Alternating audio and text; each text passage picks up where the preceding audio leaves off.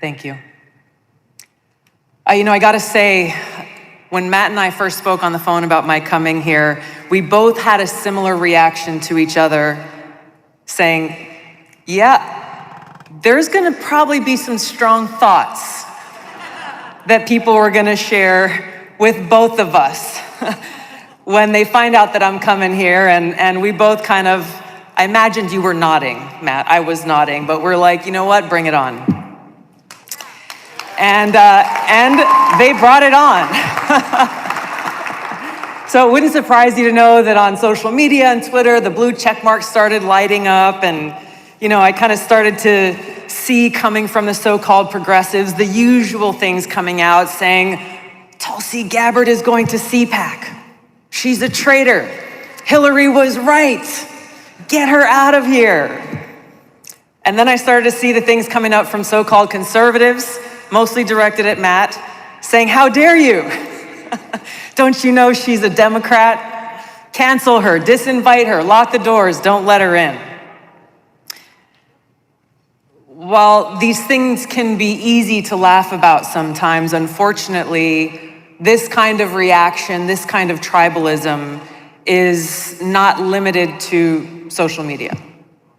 It is something that's happening far too often and far too common across our country, where one section of our country sticks to our own tribe. We only hang out with and listen to and talk to people who we agree with, and we turn our backs and reject anyone who is not part of that tribe. But this kind of tribalism is dangerous, and it's emblematic of an erosion of a spiritual foundation in this country. It's emblematic of this lack of recognition that we are all God's children, that we are one nation under God. And knowing that inspires us.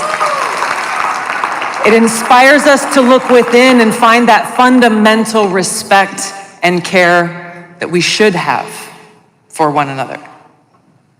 And so when I came out here, I said aloha because this is what aloha really means.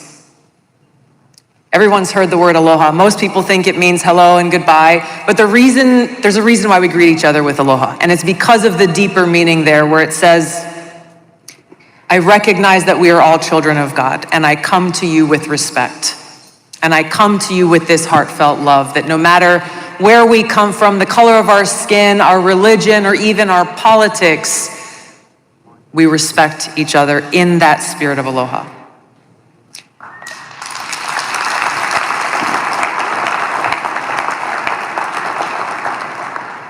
This spirit of aloha is actually what is at the heart of our Declaration of Independence. It is what is the foundation of our Constitution. When we say we hold these truths to be self-evident, that all men are created equal, that they are endowed by their Creator with certain unalienable rights, that among these are life, liberty, and the pursuit of happiness. Our freedom comes from God, not from any other person, not from anyone in government. Our freedom comes from God, and to recognize others as children of God is to appreciate that we belong to God and no one else. So naturally, therefore, no one has the right to take away that intrinsic freedom which God has given us. This is the foundation of the social construct of the United States of America. This is what is at the foundation of our Constitution. And you heard a lot from Glenn tonight about the First Amendment, about free speech, about the Bill of Rights. And our First Amendment, as you well know, says Congress shall make no law respecting an establishment of religion or prohibiting the free exercise thereof or abridging the freedom of speech or of the press, or the right of the people peaceably to assemble and to petition the government for redress of grievances. This foundation of freedom is what makes us who we are as Americans. This foundation of freedom, for me, is deeply ingrained in who I am, both as a soldier and as an American. That oath that I took to support and defend the Constitution of the United States of America against all enemies, foreign and domestic, is one that is seared into my heart.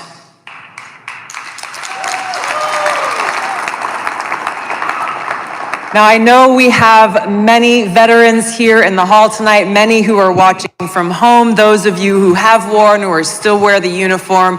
You know exactly what I'm talking about. You know how serious we take this oath. And like the many great Americans that we've had the privilege of serving alongside, the great Americans who have come before us, upon whose shoulders we stand, we are united in this unwavering commitment to freedom. We recognize that while we may disagree with what you say, we are willing to lay our lives down to defend your right to say it. That is freedom.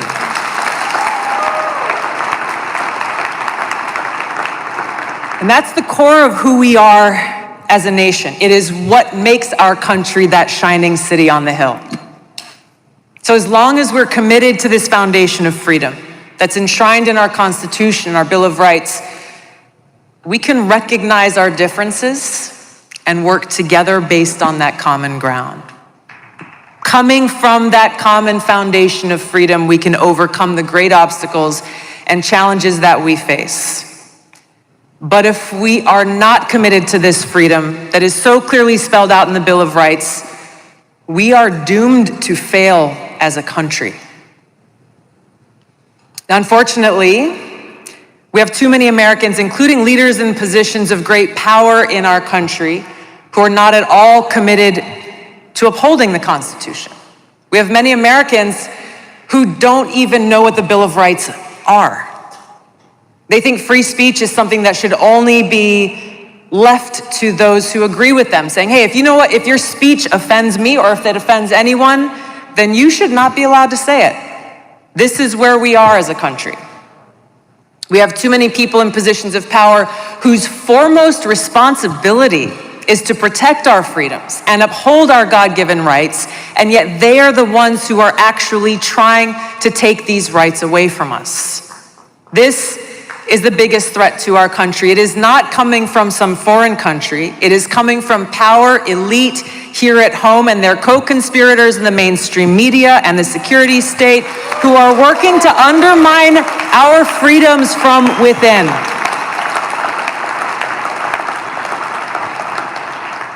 Now, just the latest strategy and tactic that they're using is to try to undermine our free speech by taking it upon themselves to say they've got the responsibility to protect us from so-called misinformation.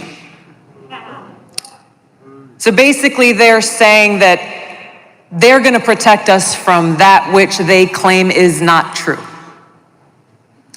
The notion that we must just blindly accept and follow as truth, that which the government or those in power tells us is true, goes against the very essence of our Constitution and Bill of Rights.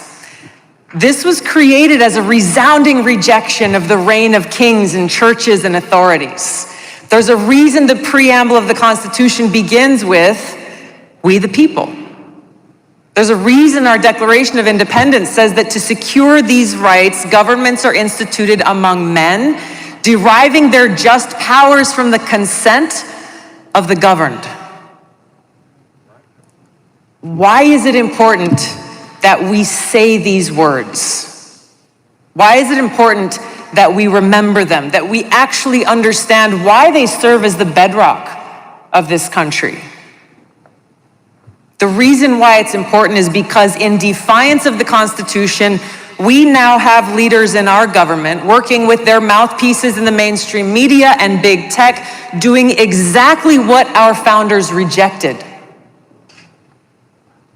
And they're doing so backed by the most lethal force on earth, as they appoint themselves as the sole authority and voice of truth, of information. They get to decide what is true and what is false. They get to decide what is information or misinformation. And they expect we, the people, to just blindly accept and follow. This is where we're at today. It is in direct opposition to the Constitution that the power elite is actively suppressing voices, opinions, and information that they don't like. That those who dare to even question the authority are accused of spreading misinformation and are therefore targeted and smeared and canceled and silenced. We've seen their playbook over and over again. Discredit and censor anyone who challenges them. Why? Because they know that their propaganda will not hold up to scrutiny. That rather than engage in debate on substance, or even answer very simple questions about their policies, they instead immediately resort to smears and name calling. I'm sure you've heard them all before. I certainly have, like today. Tito's got his hand raised. Russian asset, white supremacist, bigot, racist, extremist, traitor. But what's even more dangerous than this threat of being canceled is the federal government wielding its power and might to punish those who dare to question or disagree with them and their policies. I'll give you one example. If you go on dhs.gov, you'll find Biden's Department of Homeland Security summarizes the 3 factors that led them to declare that we are in a heightened state of a domestic terrorism threat. The first of those 3 factors is, quote, the proliferation of false or misleading narratives which sow discord or undermine public trust in U.S. government institutions. I want to read that again because it's important. The proliferation of false or misleading narratives which sow discord or undermine public trust in U.S. government institutions. Number 1 factor. If you replace the word U.S. government with the word church, we can see how those in power see themselves as the high priests in a secular theocracy. This explains why they see those who disagree with them as heretics. And so it's not surprising that those who reject their leadership or views, these are the people who are targeted by Biden's attorney general as domestic terrorists, simply for holding anti-authority views. Basically, what they're telling us is you are an enemy of the state if you dare to oppose or even question the president, his administration, or his policies. Shut up, step back, fall in line, or we're coming after you. This isn't some theory, this is reality. And this is a reality we're seeing play out in Canada as we speak. You have the autocratic leader in Canada who's resorted to genuinely authoritarian and tyrannical means to suppress a peaceful mass protest against the power elite there. Everything that we see happening up north, everything from the execution of emergency powers to the freezing of bank accounts, the seizure of children from parents, the destruction of livelihoods and small businesses, all of these things could happen here. So the question I ask myself in confronting all this is, what are they so afraid of? Who are they afraid of? You know the answer, it's simple. They're afraid of us. They're afraid of a free people. They're afraid of a free society. Now, I've got to believe that Thomas Jefferson was thinking about these cowardly, fearful leaders when he said they prefer the calm of despotism to the boisterous sea of liberty.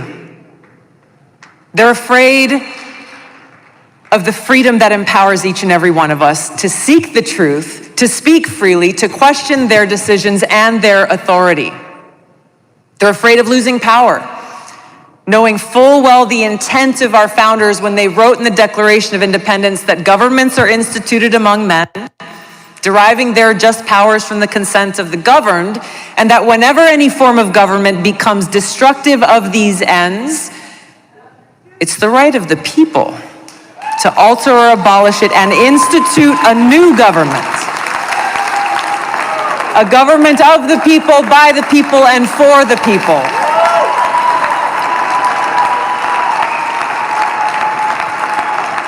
This is what scares them. And this is what empowers us.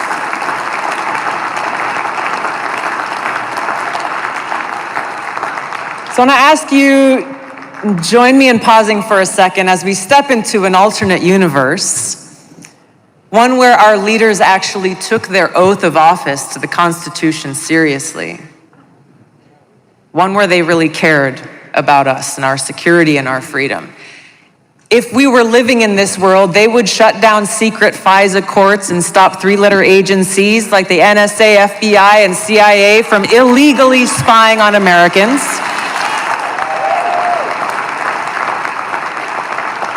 They would denounce the Attorney General of the United States for his disgraceful attacks on American parents like those from Loudoun County and across the country who are concerned for their children's education. I got to say a quick hello to the parents here. I've had the privilege of spending some time with the amazing parents from across the country and parents defending education, many of whom have never been involved in politics before, but now they are in the trenches, standing up and fighting for their kids, fighting against boards of education and politicians who believe that parents don't have the right to raise their own children. In this different world, our leaders would haul James Clapper before a judge to answer for his lies to Congress about how the government's collecting information from all of our phone records. And they would support the Durham investigation into Clinton corruption in 2016 and beyond and make sure that those responsible are held accountable.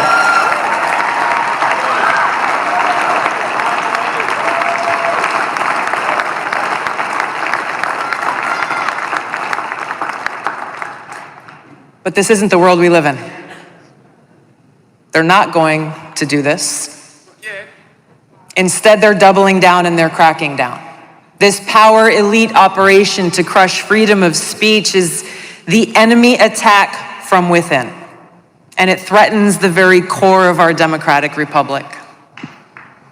It's a complete betrayal of the vision that our founders had for this country, and it is a direct attack on the mission laid out in the Declaration of Independence, where instead of a government ordained to secure these rights, we now face a government determined to take them away.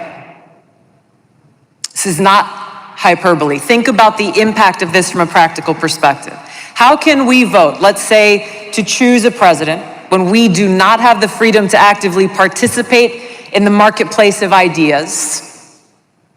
We don't have the freedom to share our opinion, to listen to other perspectives, to ask questions, to challenge the establishment narrative, and then assess, consider our options, and make our own informed decisions about who we want to take on that awesome responsibility and serve this country as commander-in-chief.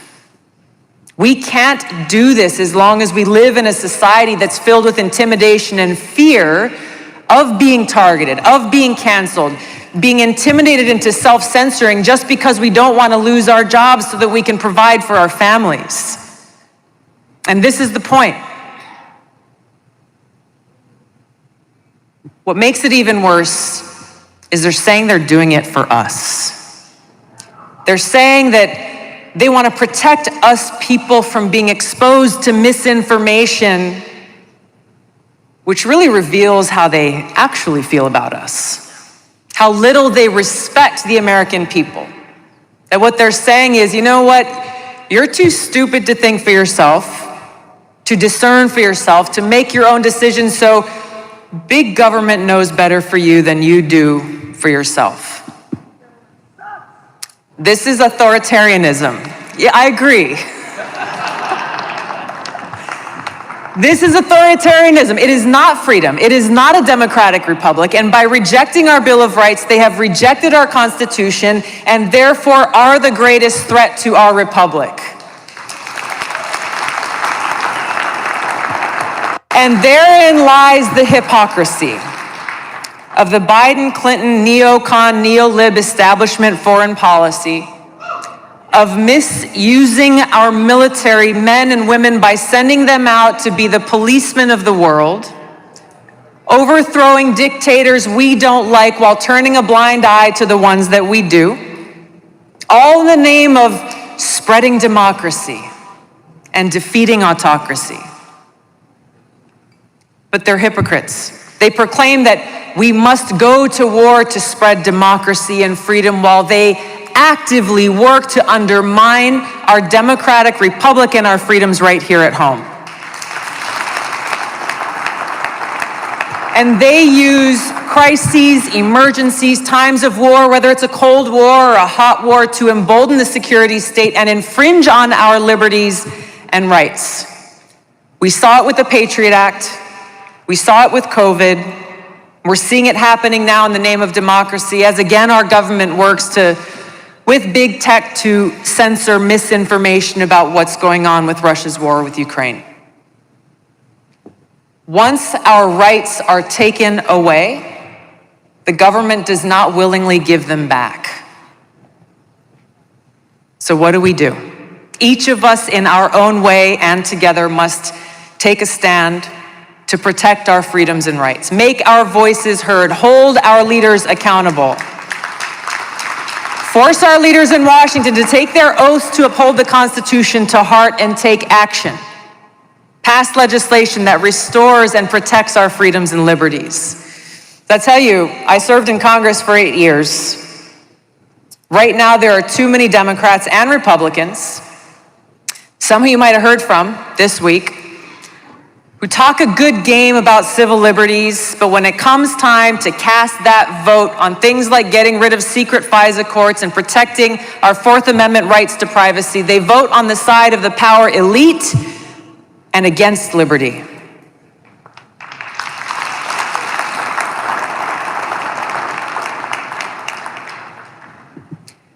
But as we look forward, we can take heart in knowing that our path will be lit by the fire of freedom that burns brightly in the hearts of Americans in every community, every home, every church, every classroom, all across this country, in small towns and in big cities, where we have decided that we belong to no one but God.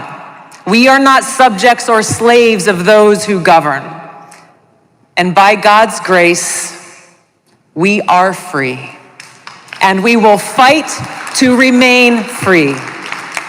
Thank you so much for having me here today. May God bless you. May God bless America. Aloha.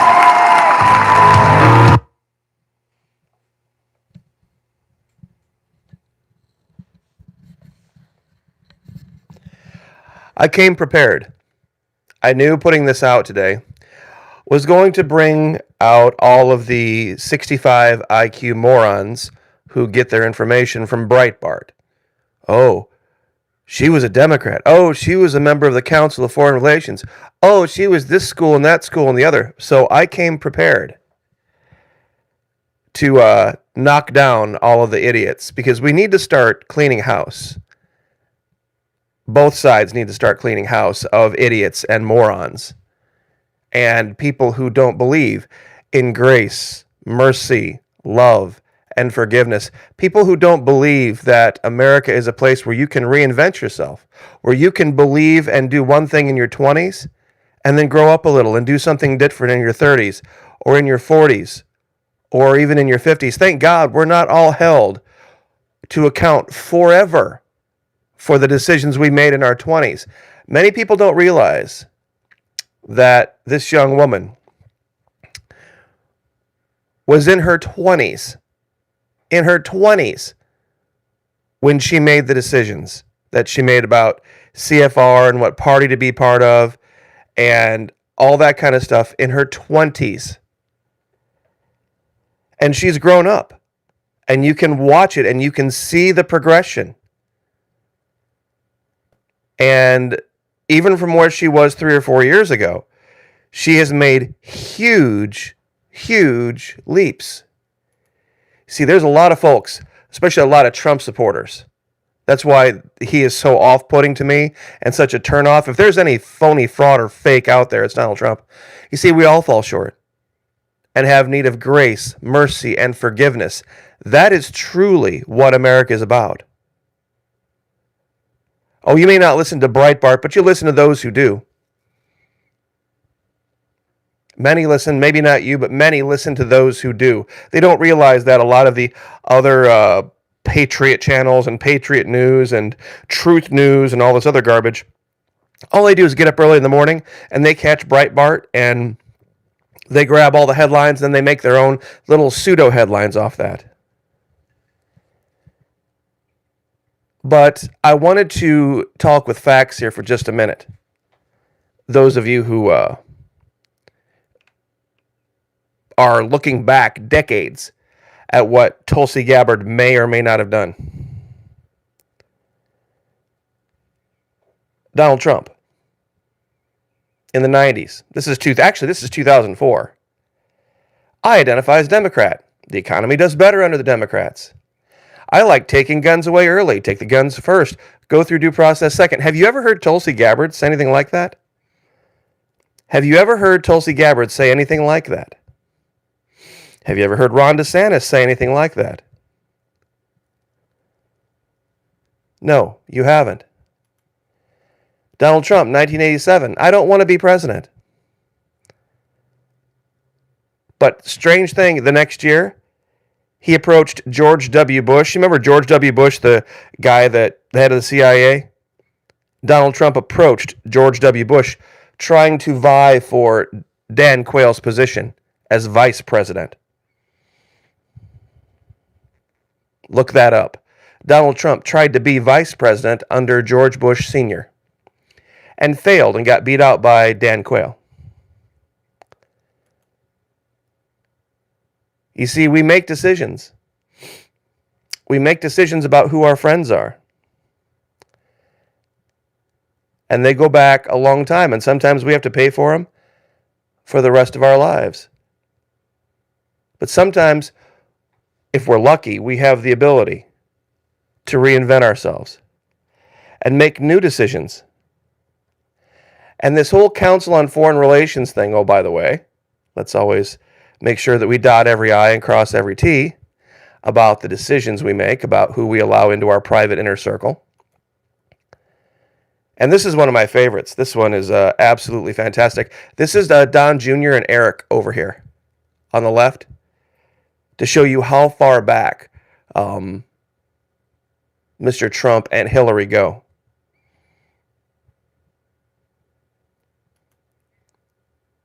And their kids, too.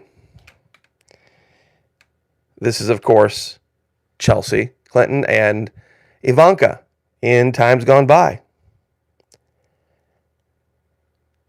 See, they were all big, great buddies and pals and friends. They all ran in the circles of Washington, D.C. and New York. Those of you who are still caught up on, well, Tulsi was educated at this school when she was 13 years old, and so blah, blah, blah, blah, blah, blah, blah, blah, blah. Here's even a better one. That whole Council on Foreign Relations thing. You know who the woman in the purple here is? Who can tell me? I'm watching chat. Who can tell me who the woman in the purple is? By name.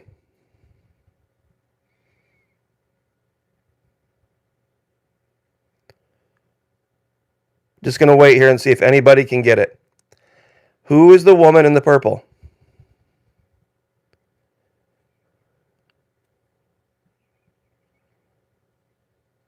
Nope, it's not Ivana.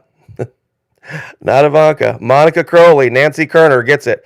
Monica Crowley. Fox News babe. Here's Monica Crowley in her younger years. Richard Nixon, Ronald Reagan. It gets better. Here's Monica Crowley with, you guessed it, Rush Limbaugh. Guess who else was a member of the Council on Foreign Relations? That's right, Monica Crowley. Monica Crowley was a member of the CFR, just like Tulsi Gabbard was. And here she is with Rush Limbaugh. Here she is with Ronald Reagan and Richard Nixon. And here she is with Donald Trump. And he's got the big old thumbs up for her. So please, tell me again about the Council on Foreign Relations. You know who else was on the Council on Foreign Relations? Who can tell me who these two men are? Who can tell me who these two men are? This is going to go back a ways. Two of the finest that have ever served. It goes back many, many, many years.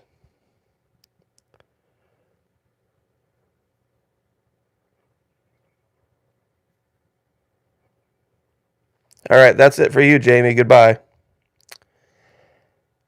Tolerated enough. Nope, not Rockefeller.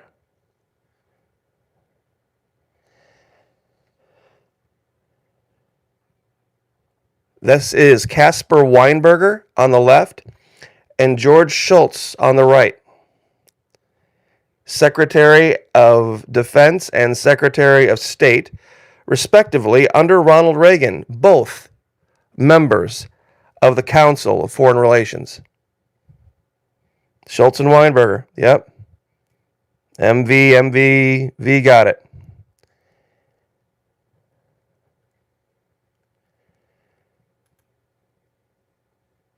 She's only 41 years old. She's only 41 years old.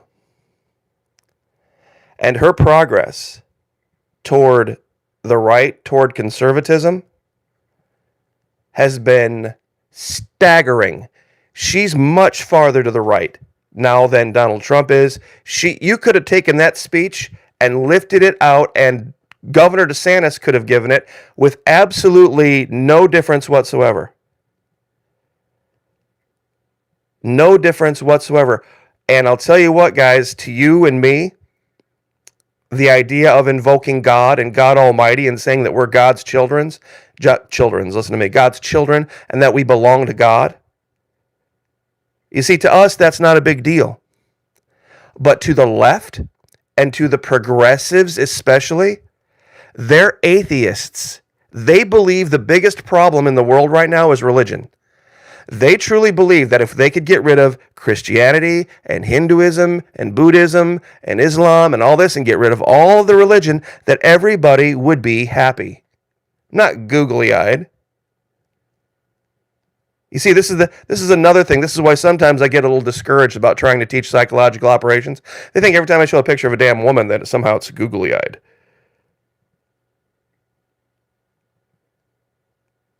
You see, she acknowledged God. She came out openly, and spoke of God as the ultimate authority in all things. Don't think that doesn't go unnoticed in the heavenlies. You acknowledge me before men, I will acknowledge you before my Father in heaven. Now, do I agree with her on everything? No, of course not. One of the biggest issues I've had with her, and I made videos about it, was she initially in Hawaii said that she wasn't going to be cowed by what she called a militant gay minority into supporting marriage for everybody. And then she retreated on that because of the party that she was with. See, that was my problem. Why did you retreat from your initial stance? Okay, I can show you pictures, Alan Krebs, of Donald Trump with Marxists, like Hillary Clinton. Do you know who's the number one recipient of Trump money? Here's a question for you, Alan Krebs. Who's the number one recipient of Trump money in all of Congress? When you go look at all of Congress and all congressmen, who's gotten the most money from Donald Trump?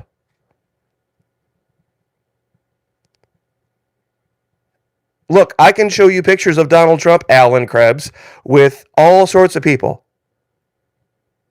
The number one recipient of Trump money is Chuck Schumer, Democrat. Alan Krebs, give me a place to unload them. Why is it my job to do your job for you? If you've got some kind of a problem with uploading pictures, put it on your Facebook, Instagram. It's not my job to create your social media for you. This is another issue that Trump supporters have, is that they want everything done for them. They want everything handed to them. They want to hijack people's channels who've built channels. Yes, and exactly. Pictures of people with other people don't mean anything. You would hate me. You would hate me. I was Army intelligence. I was a United States Army interrogator with a top secret security clearance. You must absolutely loathe me. I must clearly be part of some giant cabal who is ready to come take your crap away from you.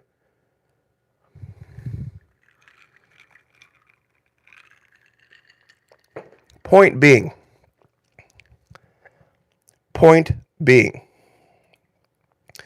we all fall short and have need of grace, mercy, and forgiveness. That is what America is about. That is what America is all about. And if you close your eyes and you listen to her words and put away your preconceived notion. Oh, you're one of those. I should have known it. Alan Krebs, as we have a Nazi. We have a Nazi in the group because they always say, oh, Khazarian Jew. So goodbye, Mr. Krebs. You are done. Should have known. So yeah, there's a laundry list, by the way, Schumer, of Democrat recipients of Trump money. So anyway, I will leave this there, but you'd have to wonder. I mean, did anybody take Rush Limbaugh and say, Rush Limbaugh just posed with a member of the Council of Foreign Relations? Oh, here we go. I have a hidden comment.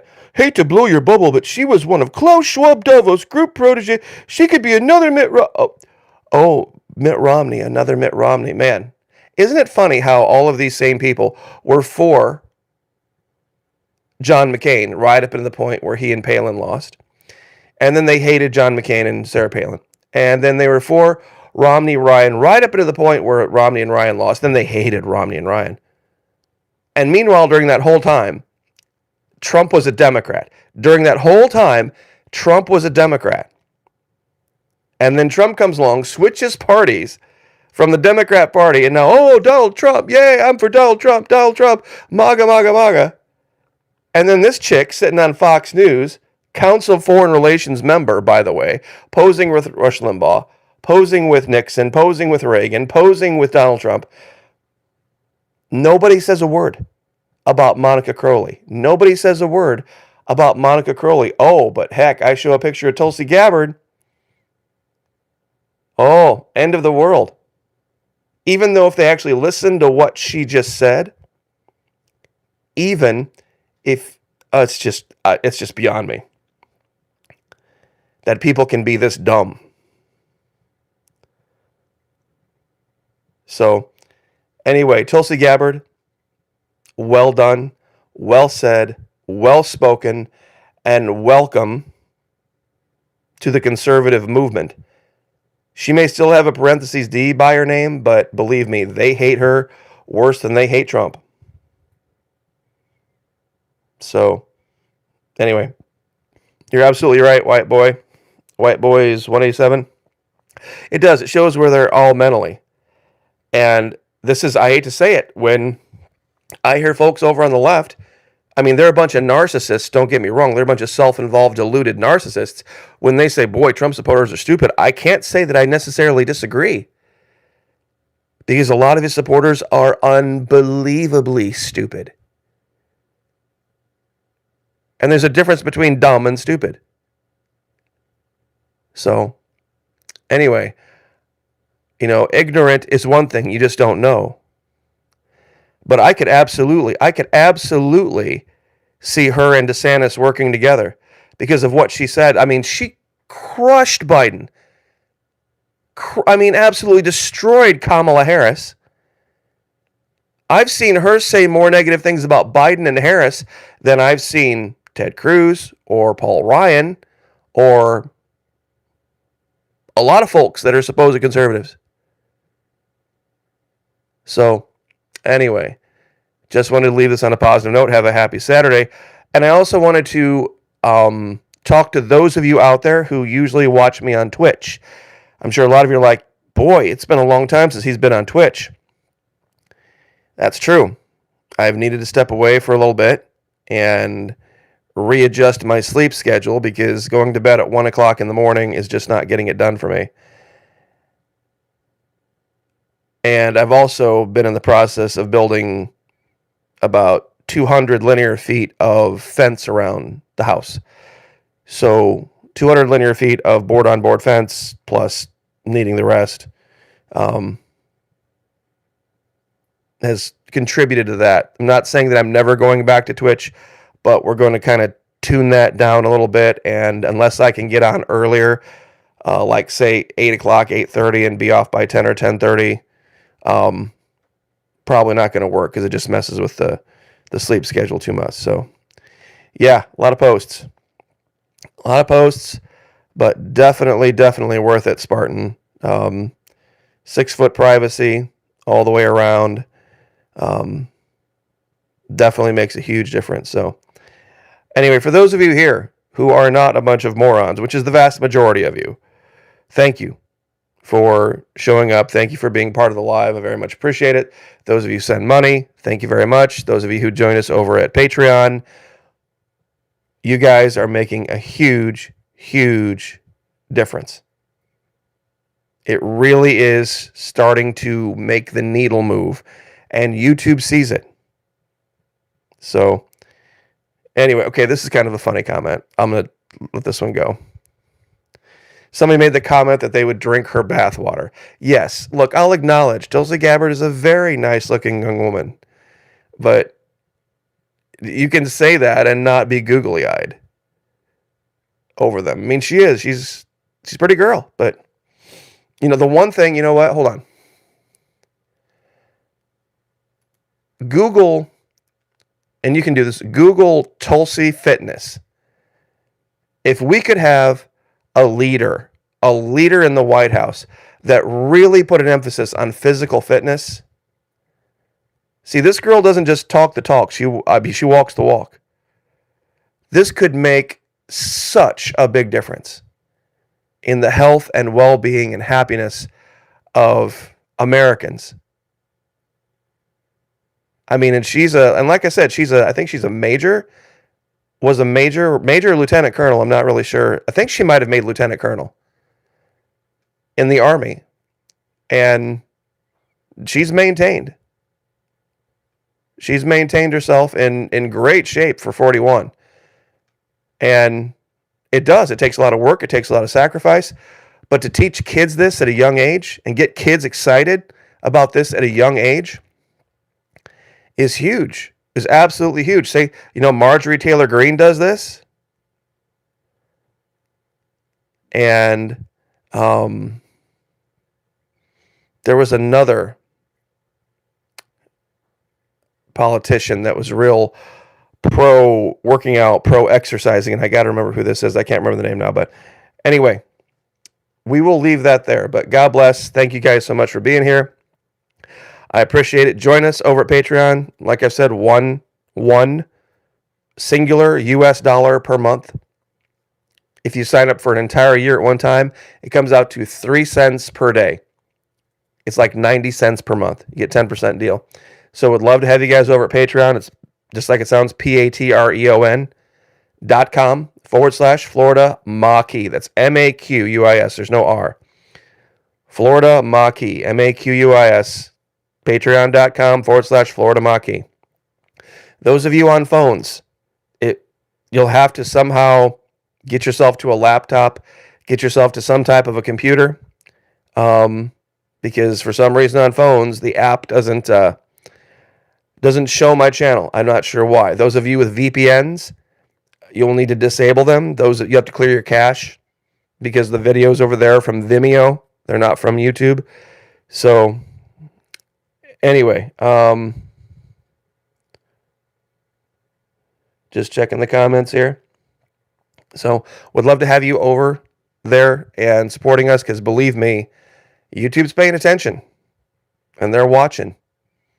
And the more people you can pull in one direction than another, they'll definitely relent, because it's about the money. So anyway, once again, Tulsi Gabbard, well said, well done.